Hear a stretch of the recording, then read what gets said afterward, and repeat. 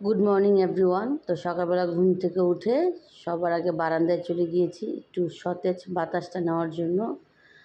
তো বারান্দা থেকে এসে আগে ডাইনিংটা ক্লিন করে নিচ্ছি।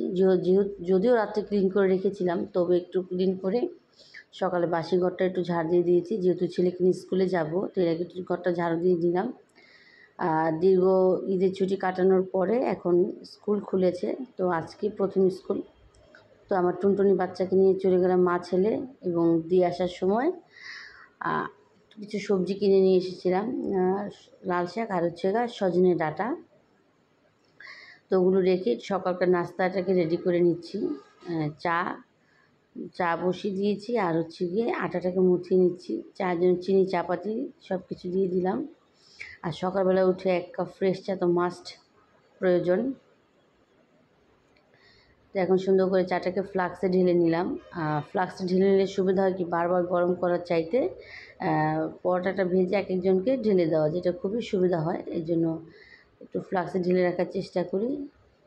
একটু কাপড় সাথে মুছে নিলাম। আর আমি আটাটা একটু ঠান্ডা হয়ে গেছে, সেদ্ধ করে আটাটা এখন এটাকে আমি সুন্দর করে মথে নেব।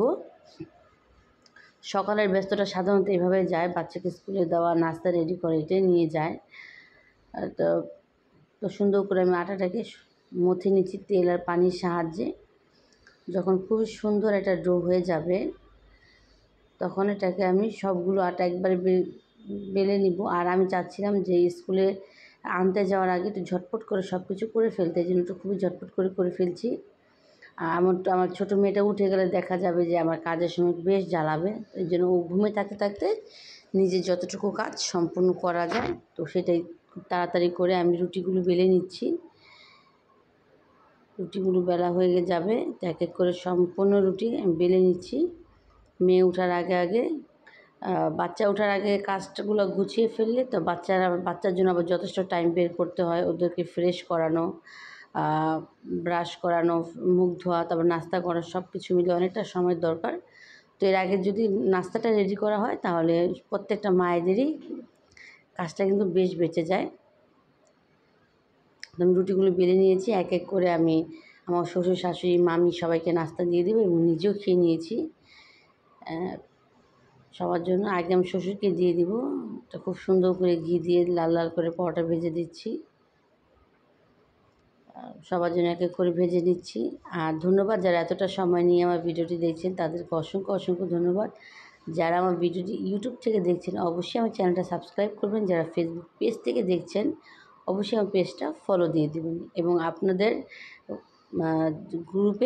যারা গ্রুপে জয়েন আছেন, প্লিজ তাদের গ্রুপে আমার ভিডিওটি শেয়ার করে দেবেন, যেটা আমি ছোটো ইউজার। ধন্যবাদ। আমার ডিমটা পোস্ট করে নিলাম। এটা এক এক করে সবার জন্য ভেজে নিচ্ছি, আমি এক একজনকে দিয়ে দিচ্ছি। এর ফাঁকে দেখা যাচ্ছে যে মেয়েটাও একটু ঘুমের মাঝে একটু ডাকাডাকি করছিল। তো এই দুটো আর একটু দেরি হয়ে যায় কামে যখন বাচ্চাদের। তো ওই যে নাস্তাটা খাওয়া শেষ, এখন চলে যাচ্ছি ছেলেকে আনতে। টুকটুক করে রেডি হয়ে যে চলে এসেছি স্কুল থেকে। এখন তাদেরকে কার্টুন ছেড়ে দিয়েছি, এখন মেয়েকেও খাওয়াচ্ছি এবং আমার টুনটুনি বাচ্চাটাকে খাওয়াচ্ছি। সেই স্কুল খুলে ক্লান্ত।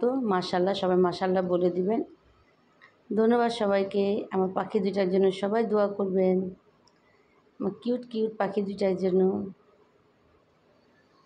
ধন্যবাদ।